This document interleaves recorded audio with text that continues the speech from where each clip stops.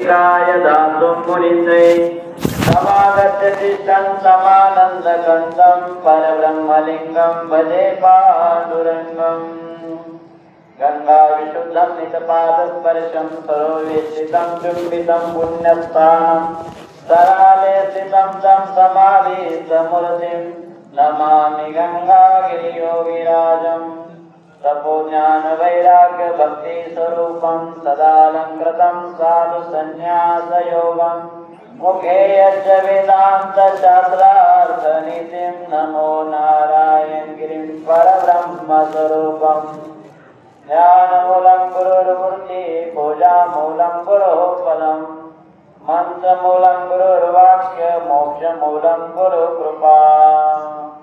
योगीराज सद्गुरु श्री गंगागिरी महाराज पायी दिंडी 16 श्री क्षेत्र गोदावरी धाम भेट सराला ते श्री क्षेत्र भूवैकुंठ पंढरपूर पायी दिंडी 16 योगीराज सद्गुरु गंगागिरी महाराज यांच्या कृपाशीर्वादाने सद्गुरु नारायणगिरी महाराज यांच्या कृपाशीर्वादाने परमपूज्य गुरुवर्य महंत स्वामी रामगिरी महाराज यांच्या अध्यक्षतेखाली मार्गदर्शनाखाली आज दिंडी 16 जात आहे।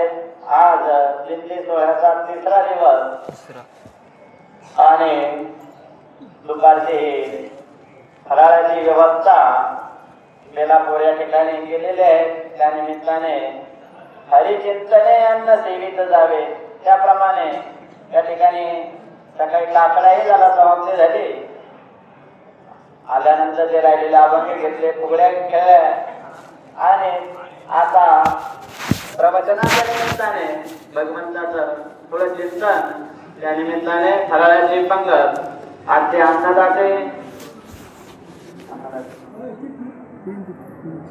अन्नदान करणारे बेलापूरकर ऐनतपूर धन्यवाद धन्यवाद धन्यवाद। त्यांची सेवेची परंपरा आहे आणि अशीच सेवा त्यांच्या हातून वारकऱ्यांची संत महात्म्यांची सेवा करो ही ईश्वर चरणी प्रार्थना, योगीराज गंगागिरी महाराजांच्या चरणी प्रार्थना। सुंदर अशा प्रकारे त्यांचं नियोजन असतं। संस्कृती मंगल कार्यालय तेही आपल्यासाठी या ठिकाणी उपलब्ध करून देतात।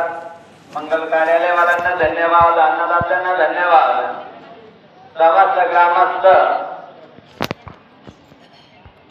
बेलापूर फराळ खिचडीची पंगत आहे, धन्यवाद धन्यवाद धन्यवाद। योगीराज सद्गुरु गंगागिरी महाराजांचा दिंडी 16 हा शिस्तप्रिय दिंडी म्हणून प्रसिद्ध आहे। गुरुवर्य महाराजांचं कटाक्ष असतं। महाराजांचं जीवनात मुळात शिस्तप्रिय आहे। किती थकून आले तरी पहाटे वेळेवर उठणार, विद्यार्थ्यांना उठवून देणार। महाराजांचा दिनक्रम आहे, त्यात बदल होत नाही आणि ही शिस्त प्रत्येकाला लागावी अशी महाराजांची कळकळ असते। महाराज वेळेवर आपल्याला सूचना देतात। का सूचना देतात? की आपल्या जीवनामध्ये शिस्त लागावी, आपल्यालाही वळण लागावं, चांगल्या सवयी लावाव्यात आणि त्यामध्ये जीवनाची सार्थकता आहे।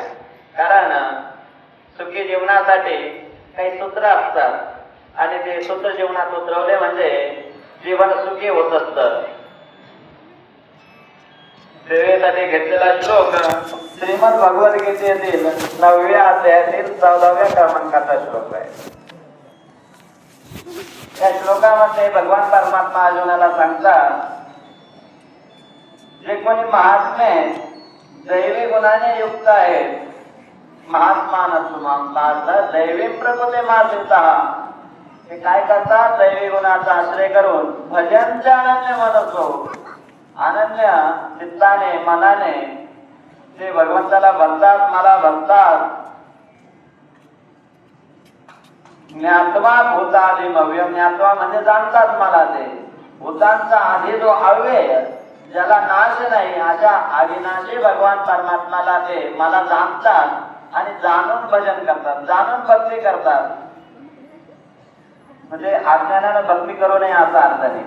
गुरुवर्य महाराजांनी सांगितलं की ज्ञानी असो अज्ञानी असो ते सगळ्यांचं स्वीकार करतात, सगळ्यांचं जे स्वीकार करतो भगवान परमात्मा आहे. ज्ञानी असो अज्ञानी असो, ज्ञानाने आपण त्याला जाणू शकत नाही. कारण ज्ञान कशाद्वारे होतं? इंद्रियाद्वारे होतं. इंद्रियांची पोहोच इथपर्यंत नाही. कारण त्या परब्रह्माचं स्वरूप कसं आहे? मन वाचात येत तुझे हे स्वरूप म्हणून या मापे भक्ती केले. मनाच्या आणि वाचेच्या पलीकडे भगवंताचं स्वरूप आहे. निर्गुण निराकार आहे. भक्तासाठी सगुण साकार होतो. अव्यक्त जे आकाराले रूपाले गुणवंत, आणि तो भगवान परमात्मा विटेवर उभा आहे आणि त्याच्या भेटीसाठी आपण सर्व चाललेलो आहोत. हा आषाढीचा सोहळा आहे. संपत्ती सोहळा नावडे मनाला, लागला सकळा पंढरीचा, जावे पंढरीशी आवडे मनाशी, कधी आषाढी एकादशी. मग तुका म्हणे ऐसे अर्थ जाते म्हणे त्याचे चक्रपाने वाट पाहे. भगवान परमात्मा वाट पाहतो, भक्तांची वाट पाहतो. पंढरीचे झाले आल्यानो संसारा, दिनाचा सोयरा पांडुरंग, वाट पाहे उभा भेटीचे आवडी, कृपाळू सातडे उतार. तू वाट पाहत उभा आहे. कोणाची? भक्ताची. कशासाठी? दाखले तशा दाखले नाही, कृपाळू सातडे उतार. तो कृपा करण्यासाठी उतावेळ झालेला आहे. बाळ जसं आईकडं धावत धावत जात आणि आईनं मला कडेवर घ्यावा असं त्याच्या मनात असतं, त्याप्रमाणे आई सुद्धा आतुर झालेली असते त्या बाळाला कडेवर घेण्यासाठी. त्याप्रमाणे हा भगवान परमात्मा आहे. तो काय करतो? भक्तांची वाट पाहतो. कमरेवर हात घेऊन मनुष्य काय करतो? झोप घेतो का? वाट पाहतो ना. हो, कोणीतरी वेळ दिली, त्या वेळेला तो आला, नाही आला तर त्याची वाट पाहत राहतो मनुष्य. कमरेवर हात ठेवून उभा आहे वाट पाहण्यासाठी. मग असा भगवान परमात्मा आहे आणि त्याला येऊन योगी 28 विटेवर उभा, 28 युगापासून उभा आहे. कशासाठी? तुमचा आमचा उद्धार करण्यासाठी.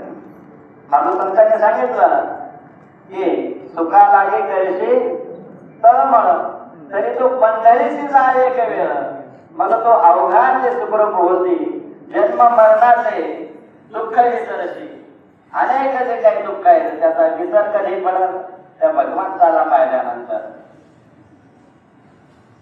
एकदा त्याची भेटी झाली, एकदा त्याचे अनुभूती झाले, एकदा साक्षात्कार झाला की मग दुःख नाही, मग सुखच सुख आहे. मला सुखा काय होणे झाले सोयरे त्रिभुवने. त्या त्रिभुवनामध्ये त्याला दुःखाचा लवलेश देखील राहणार नाही. फक्त विठ्ठल रुक्मिणी तुम्ही अखंड आणा ध्यानी. अखंड आमच्याकडून होत नाही, कारण आमच्या मागे अनेक प्रकारचे लज्जन आहेत, अनेक प्रकारचे भानगडे आहेत, भोंडगे आहेत, गणगण आहेत. मग हे सगळं असताना अखंड भजन अखंड चिंतन घडेल कसं? मग सांगितलं की मोठे निमेषभर येत जायचे, थोडं 10 मिनिटं सवय लावायची, नामस्मरण करायचे, भगवंताचं जप करायचे, गुरुमंत्राचं जप करायचे. एकदा गोडी लागली, ज्यांना दिंडीची गोडी लागली त्यांना घरी जरी ठेवलं, सांगितलं की गावाच्या दिंडीला जाऊ नका, घरात भांडण होतं, मला दिंडीला जाऊ दे, ते तू पाहून घे, वर्षभर मला काही काम सांग, पण दिंडी मला बोलवायचे सांगू नको. कारण वारी चुकून येते हरी, वारी चुकून येते नाही. आनंद आहेत ना, आणि आता आनंद सोडून कोणता वाटत? संत तुकाराम महाराजांनी एका ठिकाणी सांगितलं की आयशा लाभ आलो चुकला, तुका म्हणे वाया गेला. हा आनंद आहे. काही दान दक्षिणा पॅकेट आहेत का? नाही. भिशीवरून लोक तयार आहेत याला. का? की हा आनंद आहे. हा सुख सोहळा स्वर्गे नाही, स्वर्गात नाही, वैकुंठ ठेवायचे नाही, वैकुंठला सुद्धा नाही. काय जाऊन करून निज धामा तेथे तू नाढळे विश्रामा. तू ते त्याच्याने प्राप्त होत नाही. नातुळे नाढळे विश्रामा. येथे सांडोण्या कमालूने ग श्यामा. नेघो नायको अनेका दुर्गामा हो. त्या कवळे म्हणतात की ते धामाला जाऊन मी काय करू. कारण त्या ठिकाणी आमचा बाळकृष्ण नाही. तो त्या ठिकाणी सापडायचा नाही. मग या मृत्यू लोकांमध्ये तो भक्तीचा आनंद आहे. आणि भक्तीचा आनंद तुम्हाला मला संत महापुरुषांनी दाखवला. साधू संत माय बाप तेही केले कृपादान. पंढरी यात्रे नेले घडले चंद्रभागे स्नान. मग साधू संत तुम्हाला मला पंढरपूरला घेऊन जातात. पंढरपूरला काय भगवान परमात्मा आहे. त्यांचा तो निज ठेवा आहे. कोणाचा बँकेत असतो, कोणाचा फोन पे वर असतो निज ठेवा, कोणाचा तिजोरी मध्ये असतो. तिजोरी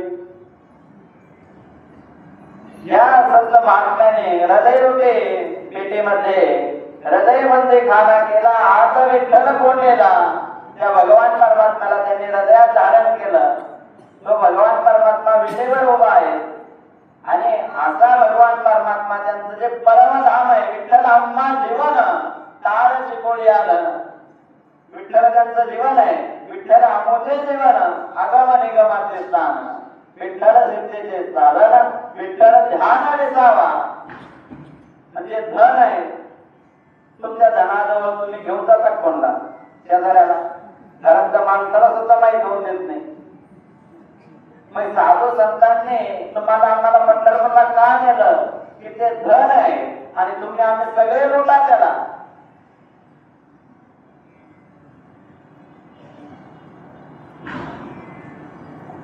सांगितलं की देवी तो हाडाचा भाग्य तो आणि का दातृत्व संत महात्म्यांकडे आहे. शेजारची माडी झाली. शेजारचे सांगतो तुम्हाला तुझी माडी कधी होईल.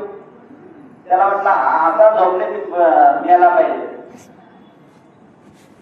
शेजारचं दुःख मागवत नाही. शेजारचा सुखी असावा असं वाटत नाही. सुखी असा नका तो. पण आपल्या इतका नका. आपल्याला दुःख का होतं. दुसऱ्याला सुखी पाहून दुःखी होतं. दुःख होतं. दुःखी मनुष्य का होतो. माझ्यापेक्षा जो पुढे जाऊ नये. माझ्या पेक्षा जर तो पुढे गेला तर मला कमीपणा येईल ना. म्हणून व्यवहार हा सांगतो. परंतु संत महात्मे संत उदार भरले अनंत भांडार. या संतांपरीच उदार त्रिभुवने नाही थोर. माय बाप सौधर इष्ट मित्र सोयरे. या संतांपेक्षा उदार या जगतामध्ये कोणीच नाही. या संतांनी अवधूत ऋषी होते. इंद्र आला कशाला. गजानन महाराज कुलसंभाश्रम. मग दलित ऋषींकडे इंद्र आला. दक्षिणेचं पॅकेट घेऊन आला. हाडाही घेऊन आला नाही. मग हाडा द्या तुमचे कशासाठी. इंद्राचं आणि त्या दैत्याचं युद्ध चालू आहे. आणि त्याच्यावरच जरा इंद्राला विजय मिळवायचा असेल तर मग काय केलं पाहिजे की या दलित ऋषींच्या हाडापासून एक शस्त्र बनवलं पाहिजे. आणि त्या शस्त्राद्वारे त्या दैत्याचा वध होणार आहे. त्या महात्म्याने काय केलं स्वतःचे हाड दिले. तरी संत आम्हाला कळायला तयार नाही. संतांनी काय केलं. योगीराज गंगागिरी महाराजांनी स्वतःच्या झोपडीला आग लावावी आणि पंढरपूरला निघावं. कशासाठी. झोपडी जर शिल्लक राहिली असती तर काय झालं असतं. समजा पूर आला वाहून गेली असती रडत असते असे काय गंगागिरी महाराज नाही. परंतु तुमच्या आमच्या पुढे हा आदर्श ठेवायचा होता की पंढरपूरला जात असताना देवाकडे जात असताना कोणती आसक्ती आपल्या अंतःकरणात नकोय. दिवसातून जर आपण 10 वेळेस घरी फोन करत असो तर ही आपली दिंडी रूपी वारी रूपी जी साधन आहे ते खंडित होईल किंवा पाहिजे तेवढं फळ मिळणार नाही. का घरचे काम आपण असताना आपण लिंबीचा नेम असल्यामुळे चालवतो, परंतु यथार्थ फळ मिळत नाही. का? की जो विधी सांगितला, जे नियम सांगितले ते आपल्याकडून पाळता येत नाही, म्हणून आपल्याला तेवढा आनंद मिळत नाही. आनंदच आहे, भगवंताचं नाम हे अमृतच आहे, परंतु घाटावर बसलेला तो ₹2 ते नाम विकतो, म्हणून त्या नामाचा त्याला आनंद मिळत नाही. पाहिजे तेवढं फळ मिळत नाही, व्यर्थ जाता असं नाही. म्हणून संत महात्मे तुमच्या आमच्या पुढे आदर्श ठेवतात की परमार्थ कसा केला पाहिजे, जीवनाचं सार्थक कसं केलं पाहिजे आणि काय केल्याने ते होईल. म्हणून योगीराज गंगागिरी महाराज झोपडीला आग लावून जात होते आणि त्यांचा त्याग आहे, म्हणून तो परमार्थ त्यांनी आरंभ केलेली परंपरा आजही चालू आहे आणि ते चंद्रसूर्य असेपर्यंत चालू राहणार आहे. हा त्यांचा प्राण आहे, हे त्यांची तपस्या आहे. मृदंग वेणो भवदिव्य नादम अभंग गानम हरिनाम घोषम सदा तीर्थयात्रा चरंतम भ्रमंतम नमामि गंगागिरी योगीराजम. योगीराज फुकट होताच नाही, त्याग आहे त्यांचा. आणि हा तो सोहळा आहे, हा सुख सोहळा स्वर्गी नाही. आज बेलापूरकरांची सेवा आहे.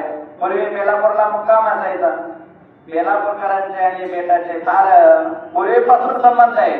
योगीराज गंगागिरी महाराज आणि भानुदास महाराज बेलापूरकर हिवरे हे सोबत असायचे वारीमध्ये. संत निवृत्तीनाथ महाराजांचा पालखी सोहळा होता. समाधीचं संशोधन योगीराज गंगागिरी महाराज लावलं आणि निवृत्तीनाथ महाराजांनी सांगितलं की आम्हाला तुझं शोधून काढलं तसं आम्हाला पंढरीला घेऊन झाला. मग महाराजांच्या मार्गदर्शनाखाली आणखी 2-4 लोक काही प्रमुख होते. हा सोहळा आरंभ केला निवृत्तीनाथ महाराजांचा त्र्यंबकेश्वर ते पंढरपूर. आणि या वेळी महाराज सोबत असायचे. परमनाथीर आहे, केशव गोविंद तीर्थक्षेत्र आहे. तुम्हाला बऱ्याच लोकांना बेटाचं जवळून पाहिजे, पण माहितीसाठी सांगतो. गंगा विशुद्ध महाश्लोक आहे, ही कोणाची देण आहे. तपोज्ञान वैराग्य भक्ती स्वरूपम, ही कोणाची देण आहे, कोणी रचलेलं आहे. हे बेलापूरकरांचं योगदान आहे. बेटाच्या फळावरचे सगळे कीर्तनकार प्रवचनकार असतील किंवा भजनी असतील, गंगा विशुद्ध आणि तपोज्ञानाशिवाय सुरुवात नाही. परंतु बेलापूरचे जे खंडागळे होते सभापती, त्यांनी त्या अष्टकाची रचना केली. गंगागिरी महाराज अष्टक, त्याच्यामध्ये 8 श्लोक आहेत. योगी गंगागिरी मुनिवरम विष्णु भक्तम महांतम, हा पहिला श्लोक आहे. राजेव नेत्रम प्रविशाद भागम आजान बाहुत पद्मासनस्थम कोपेन युक्तम बदलन्न मूर्तिम नमामि गंगागिरी योगीराजम. सेवार्थम प्राण संजीवनंतम दयावर्षितम साधकम सिद्धहस्तम शांतम प्रशांतस्य प्रशांत मूर्तिम नमामि गंगागिरी योगीराजम. मृदंग वेणू म्हणून दाखवला तुम्हाला. संसार श्रातान कृपाक्षेम सिद्धिम सृष्टी कटाक्षात सायुज्य मुक्तिम चिदानंद रूपम कैवल्य धामम नमामि गंगागिरी योगीराज. त्याच्या अगोदरचा हरिनाम सप्ताह मनसृत्य नित्यम कादा प्रसाद सकलासितत्वा प्रत्येक पंचहे ग्राम ग्रामे वसंतम नमामि गंगागिरी योगीराजम. ते बेलापूरकरांनी रचलेला श्लोक आहे हा अष्टक. त्यांची श्रद्धा होते. इतरही काही त्यांच्या रचना आहेत, काही पुस्तकं आहेत, काही ग्रंथ आहेत. गीतेवर एक ग्रंथ आहे, सद्गुरू नारायणगिरी महाराजांची त्याला प्रस्तावना आहे. आणि असे बेलापूरकरांचे आपले बेटाचे संबंध आहेत, त्यांची अपार श्रद्धा आहे. राम मंदिराचे कोषाध्यक्ष स्वामी वैद्यगिरी महाराजांची जन्मभूमी बेलापूर आहे. आणि या भूमीमध्ये योगीराज गंगागिरी महाराजांचे चरण लागलेले आहेत. नामस्मरण केलं. छोटा पोफा असं नारायणगिरी महाराज सांगायचे, हा परमार्थ जादवण्याचा नाही, लोकांना लाडेगुडे लावायचा परमार्थ नाही, तर लोक बोलण्यासाठी हा परमार्थ नाही. परमार्थ हा तुमच्या आमच्या कल्याणासाठी, हितासाठी आहे. कोणताही भेदभाव नाही. यारे यारे लहान थोर याचे वलते नारे नर करावा विचारा न लगे चिंता कोणाची. सकळांचे ते आहे अधिकार कर्तव्य उद्धार हरीच्या नामे. भगवंताचं नामस्मरण करण्यासाठी तो ब्राह्मण क्षत्रिय वैश्य शूद्र यापैकी कोणी असावा, किंवा तो ब्रह्मचारी ग्रस्त वाणग्रस्त संन्यासी कोणी असावा, कोणतंही बंधन नाही. सगळ्यांनी यावं. आणि जो सगळ्यांना येण्याला म्हणत असेल कोणी वारीला येऊ नका, आता त्याला तुम्ही पाठांती समजा. गुरुवारी महाराज कोणाला म्हणत नाही की याचा पाप फाडू नका, याला वारीला येऊ देऊ नका.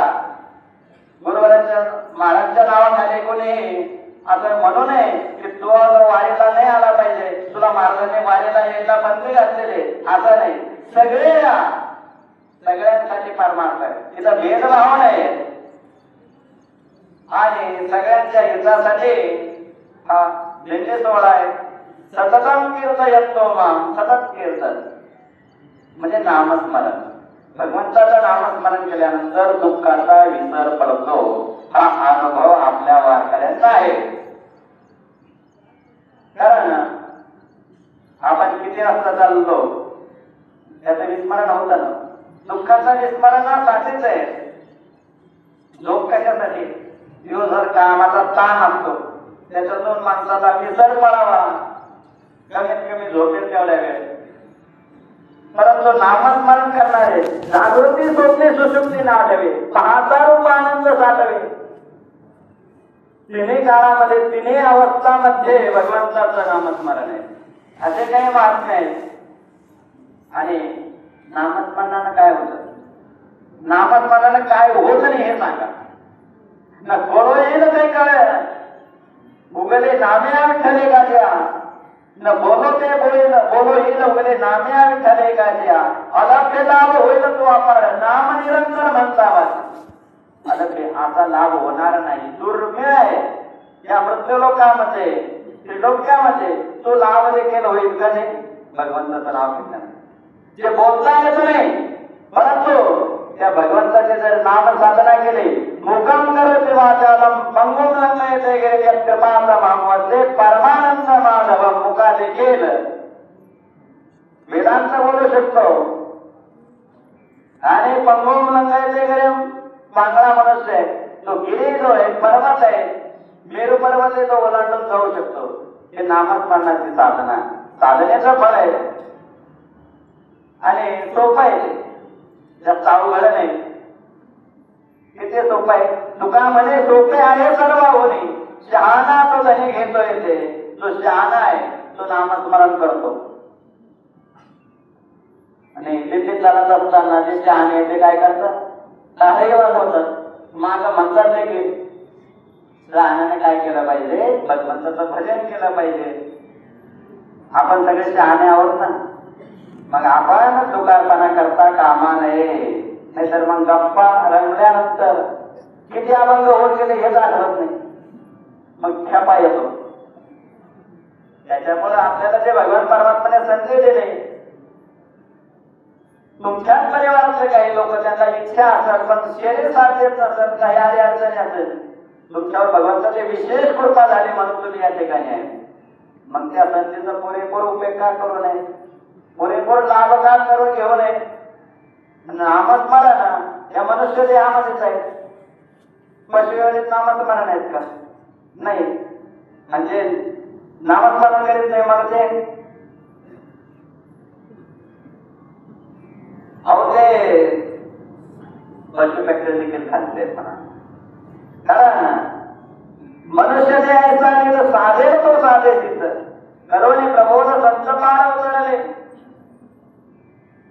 साधू संतांनी नामस्मरण केलं, भगवंताला जाऊन भेटले, सुखरूप झाले. तुमचं आमचं जीवन देखील त्याप्रमाणे झालं पाहिजे. नामस्मरण करीत असताना सगळे पाप नष्ट होतात. प्रायश्चित्ताची गरज नाही. यम नियमाचे यम नियम फार कठीण आहेत बरं. ब्रह्मचारी, अहिंसा, तप, शौच, काय खर्च करूया आता मनुष्याकडून? मागितलं नाही. अवघ्या वाटा झाल्या शेन गले न गले ते साधन, उचित वेदे विधान न कळे न घडे सर्वता, भक्तिवंत बहु सोपा. इतर साधना घडत नाही, घडले तरी यथार्थ घडत नाही. कारण त्याच्यामध्ये अनेक प्रकारचे विधी असतो आणि तो विधी आपल्या पाळल्या जात नाही. आणि भगवंताचं जे एक नाव आहे ते मुखात येण्यासाठी अनेक जन्माचं पुण्य लागतं. आणि मग ते पुण्य जर आपल्याकडे नसेल तर भगवंताचं नाव येत नाही. परंतु या संत महात्म्यांनी काय पुण्य केलं भगवंताने? ते अखंड नामस्मरण करतात, अखंड भगवंताचं चिंतन करतात. आणि त्या संत महात्म्यांच्या आम्हाला संगत घडते लाभ होतो, त्यांच्यावर आपल्याला पाहिजे चालण्याचा योग येतो. म्हणजे तुम्ही आम्ही देखील भाग्यवान आहोत. भाग्यवंत म्हणत आहे शरण केले पंढरी राया. जे भाग्यवान आहेत ते भगवंताला शरण जातात. काहींना कमीपणा वाटतो. कशाला कमीपणा वाटण्याचं कारण असं आहे का तो आपल्या मनाचा अहंकार आहे. तो नमवून देत नाही, नम्र होऊ देत नाही. परंतु माऊलीने सहज ज्ञानेश्वरीमध्ये आमचा प्रश्न केला, तुम्ही कशाच्या बळावर म्हणतात की तुम्ही देवाला शरण जात नाही आणि सुखाची अपेक्षा करतात? काय तुमचा तुम्हाला मोठा आधार कशाचा आहे? तुकाराम महाराजांनी सांगितलं की तुझं विना कोणा शरण जाऊ नारायणा, ऐसा नामे देखे कोणी दुधात तेही त्रिभुवने. ती भवनामध्ये, त्रिलोक्यामध्ये, स्वर्ग पाताळामध्ये शरण जाणारा असा दुसरा कोणीच नाही. कोणी म्हणत का तुम्ही वारकरी असल्यामुळे म्हणतात की पांडुरंग आला शरण जा गेलं पाहिजे आणि नाही गेलं तर मग तुमचं नुकसान आहे.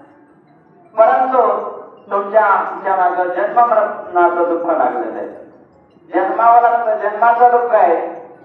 मला कोणता वाटत नाही. परंतु मेल्याशिवाय पर्याय नाही. मग या जन्म मरणाच्या दुःखातून कोण सोडवेल? भाऊबंद, गावातले एखादा पुढारी, नाते संबंधी कोण सोडवेल?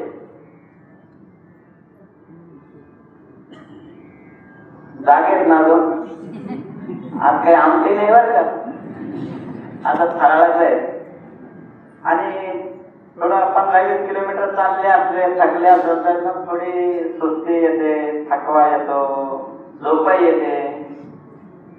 पण तसं काही नाही येत ना. श्रीरामपूरून आपण किती किलोमीटर आलो? 2-7 किलोमीटर आलो असं. मग अजून असं 2-1 तास बसायला काही हरकत आहे का? नाही, 2-5 मिनिटात उठून घेऊ. पण मनुष्य काय करतो की भगवंताला विसरून जातो. संत महात्मे तुम्हाला आम्हाला जागृत करतात. आपल्याला इच्छा आहे सुखी व्हावं, परंतु शेजारचा किंवा गावातला किंवा कोणी नाते संबंधी आपल्याला त्या दुःखातून सोडवू शकत नाही. तो स्वतःच काळाच्या मुखात पडलेला आहे. मग त्याला शरण जाऊन उपयोग नाही. मग ते बांधावरचे देव असतात. होतं काय की पेरणी आली, नारळ जरा नाही फोडलं, विघ्न येतात ना. डायरेक्ट पंक्चर होईल, पहिलंच आजारी पडाल. आणखी काय काय विघ्न तुम्हाला जास्त अनुभव असतात त्याच्यात. मग असे जे देवत आहेत त्यांना शरण जाऊन उपयोग आहेत का? शेतरी हेंजरे दैवते कोण पूजिते भूते खेते, आपल्या पोटाचे रडते सिद्धे मागते अवदान. ते काहीतरी मागतात. मग तुम्ही वारकरी काही त्यांना देत जाऊ नका. गोड देवाच्या लागतात ते काही की मागा ना. स्वप्नात ते येऊ नका, घाबरू नका. गंगागिरी महाराज तुमच्या पाठीशी. अजिबात कोंबडा द्यायचं नाही, बकरा द्यायचं नाही, अंडे द्यायचे. आम्ही जे कोड निवड दाखवतो ते जर तुम्हाला चालत असेल तर ठीक आहे, नाहीतर गंगागीर माणसं चिमटा आहेत. तर जे देवता आपल्या पोटासाठी जरा भक्तांना त्रास देतात ते भक्ताला काय देते, म्हणून त्यांना शरण जाऊन उपयोग नाही. स्वर्गातले देवता तुमच्या आमच्यापेक्षा व्हीआयपी थोडे, फार फरक काही नाही.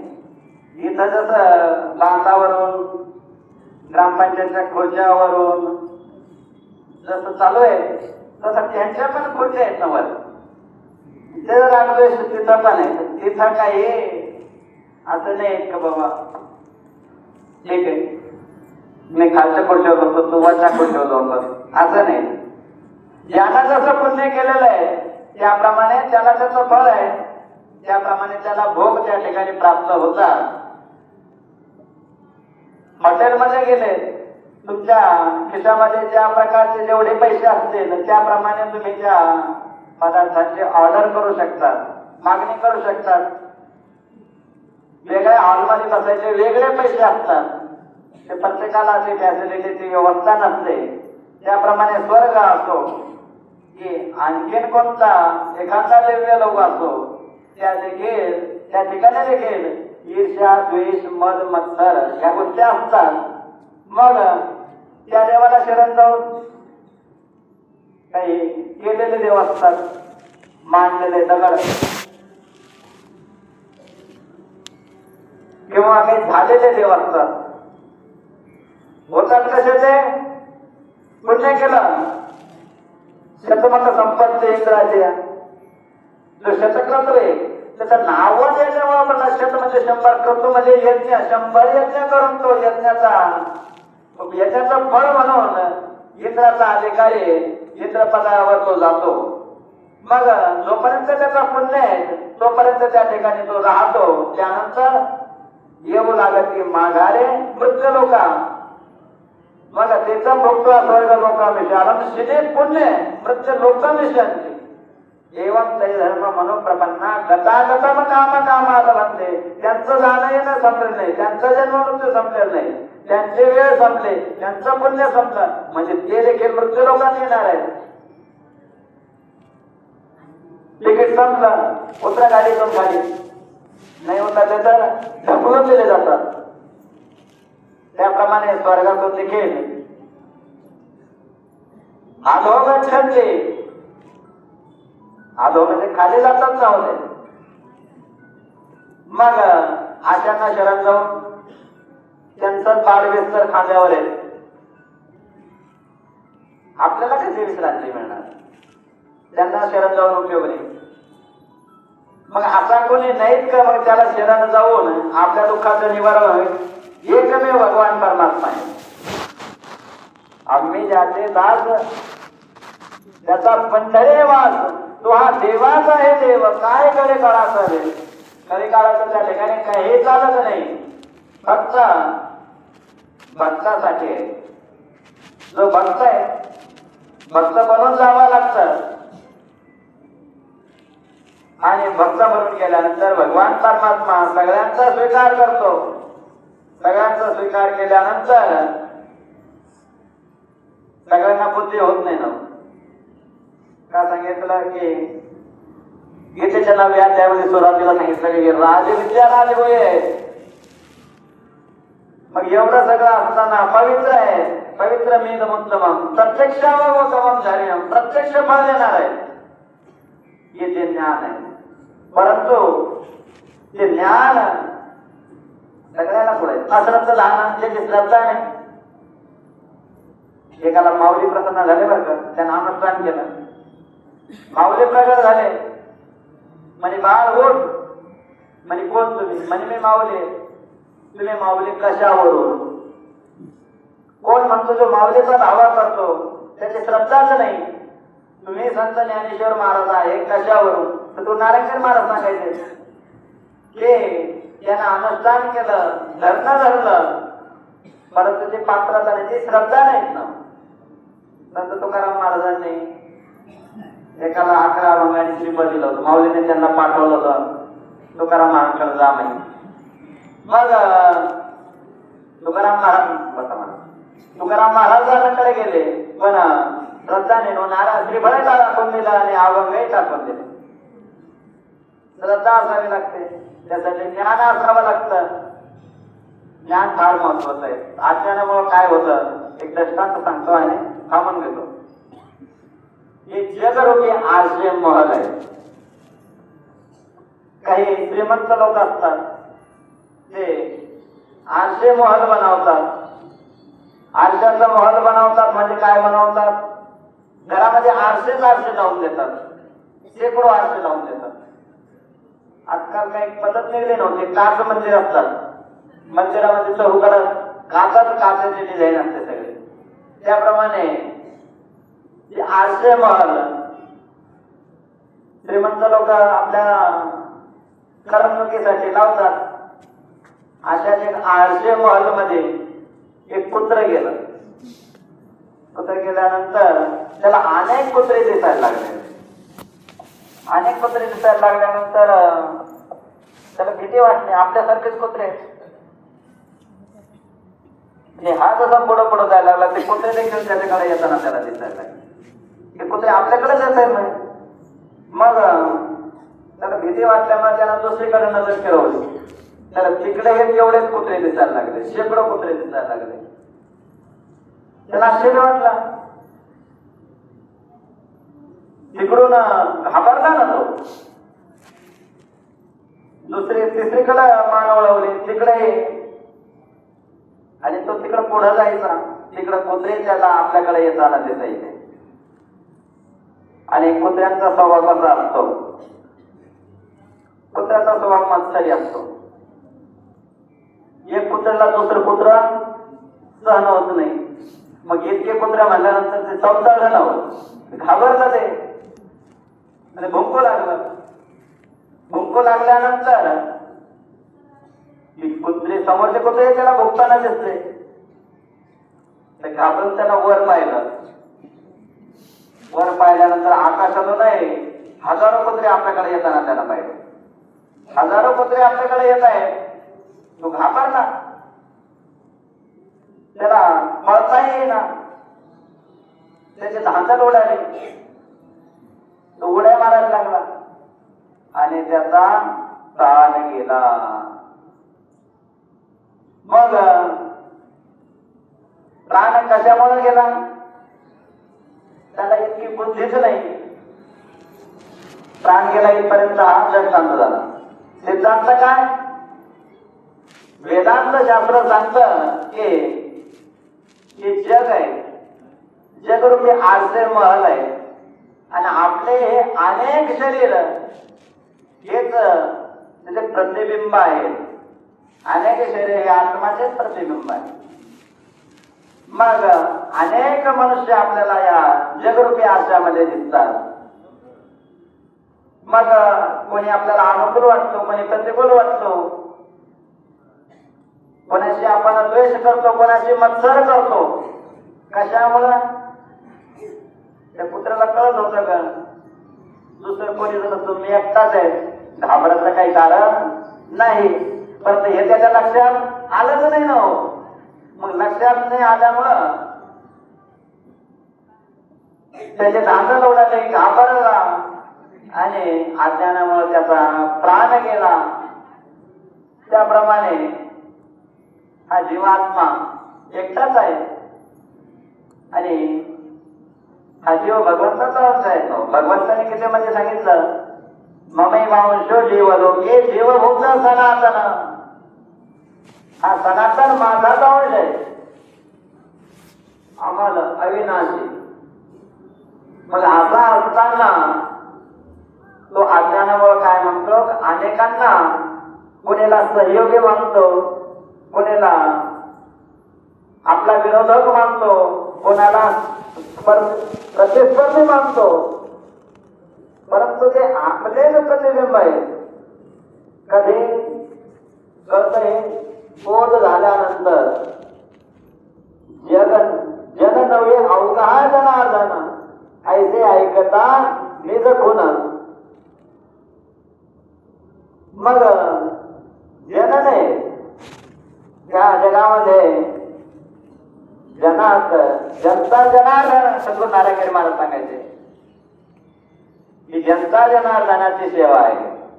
म्हणजे जनता रूपी जनार्दन हे मानव नाहीत, मानव रूपी माधव आहेत. हे जीवन आहेत, हे शिवच आहे.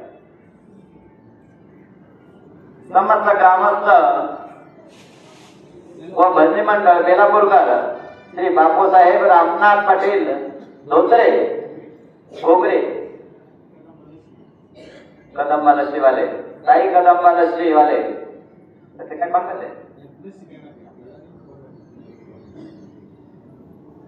आपल्या दिल्लीकरता लस्सीची ज्यांनी सेवा केलेली आहे बापूसाहेब रामनाथ पाटील घोगरे ताई कदंबा लस्सी यांची विशेष मेजवानी आहे तुमच्या आमच्याकरता. त्यांच्यासाठी टाळ्या पंक्तीवाले त्यांनाही धन्यवाद. संस्कृती मंडळ मंगल कार्यालय यांनाही धन्यवाद. उत्तम अशा प्रकारची आपण या ठिकाणी सेवा देतात. भेटायच्या सेवेची आपली जी परंपरा आहे आपल्या माध्यमातून जी वारकऱ्यांची सेवा झाली म्हणजे ही प्रत्यक्ष पंढरीनाथाची सेवा आहे. कारण प्रत्यक्ष भगवान परमात्माची सेवा म्हणजे वारकऱ्यांची सेवा आहे. वारकऱ्यांची सेवा आपल्या हातून घडो, संत महापुरुषांची सेवा घडो, आपल्याला हे यातून समाधान प्राप्त हो. श्लोक अतिशय सुंदर आहे. साधारण 41 श्लोकावर आहे आणि अतिशय मार्मिक असा श्लोक आहे. परंतु वाटचालीचं प्रवचन असल्यामुळं आम्हाला तर असं वाटतं का थोडं आधीर झालं, पण तुम्ही एकाग्र चित्ताने ऐकत होते म्हणून आम्हाला वाटलं अजून थोडं 2-5 मिनिटं सांगायला काही हरकत नाही म्हणून सांगितलं. नाहीतर हे अतिक्रमण झालेलं आहे तरी आपण आम्हाला क्षमा करावी. आणि नियोजक आयोजक मंडळीला धन्यवाद. डॉक्टर असतील, विनेकरी असतील, झेंडेकरी असतील, पायी चालणारे महिला पुरुष महाराज मंडळी विद्यार्थी मंडळ सर्वांना धन्यवाद. गुरुजी महाराजांचं थोड्या वेळेला आगमन होईल. हा अगोदर मंगल होईल, प्रसाद होईल. गुरुजी महाराज आपल्या वेळेनुसार येतील आणि गुरुजी महाराजांनी आणि नियोजक संयोजक मंडळीने जे काही आपल्याला सूचना दिल्या त्याचं तंतोतंत पालन करावं. कारण ते आपल्या हिताकरताच आहे. हे सर्व नियोजक आयोजक मंडळी आहेत. तुमच्या आमच्या सेवेकरता ते राबतात. त्यांचा वैयक्तिक कोणताही स्वार्थ नाही. मग अशा वेळेस आपण त्या सूचनांचं यथार्थ पालन करणं तुमचं आमचं कर्तव्य आहे. आणि दिल्लीतून काय घेऊन जायचं, दिल्लीतून काय शिकायचं, दिल्ली कसं करतात हे पण आपल्याला कळलं पाहिजे. याच्यामध्ये सेवाभाव निर्माण झाला पाहिजे. काल समाधान वाटलं की श्रीरामपूरमध्ये सत्य ग्राउंडून आपण गेल्यानंतर त्या कार्यालयामध्ये अनेक व्यक्ती कोणाचे पायाची मालिश करून देत होते, कोणाचे हात पाय दुखत होते, काय त्रास होता. हा सेवाभाव जर आपल्या जीवनामध्ये उतरला नाही तर काय मग जरी उतरत नसेल तर प्रयत्न करायला हरकत नाही. दिल्लीमध्ये संयम आपण शिकलो पाहिजे. कारण मनमानी करण्यासाठी परमार्थ नसतो. आणि जो म्हणतो मी माझ्या मनाचा मालक आहे तो मनाचा दासच असतो. कारण त्याला मन सांगत असतं आणि मनाप्रमाणे तो नंदीबैलाप्रमाणे वागत असतो. तो मनाचा मालक नाही, तो मनाचा दासच आहे. म्हणून आपण कोणाचं जरी शासन स्वीकारलं, कोणाच्या जरी आपण नेतृत्वामध्ये राहिलो तर खरोखर असे महापुरुष आहे सामर्थ्यासाठी आपल्याला मुक्त केल्याशिवाय राहणार नाही. हे सामान्य महापुरुषांचं आहे. अशी परंपरा आपल्याला, असे गुरुजन आपल्याला लाभलेले आहेत. म्हणून आपण नक्कीच कल्याणाच्या मार्गावर चाललेलो आहे यात कोणतीही शंका नाही. फक्त आपण आपल्या ज्या काही शिस्त असतील, काही नियम असतील त्याचं पालन करावं. सततम कीर्तयन्तो माम यतन्तस्य दृढतः नमस्यन्तस्य माम भक्त्या नित्ययुक्ता उपासते. झालेली सेवा प्रभूचरणी सद्गुरूंच्या चरणी समर्पित करतो आणि सेवेला पूर्ण विराम. पुंडलिकावरती विठ्ठल श्री ज्ञानदेव तुकाराम सद्गुरू गंगागिरी महाराज की जय, सद्गुरू नारायणगिरी महाराज की जय. पंढरीनाथ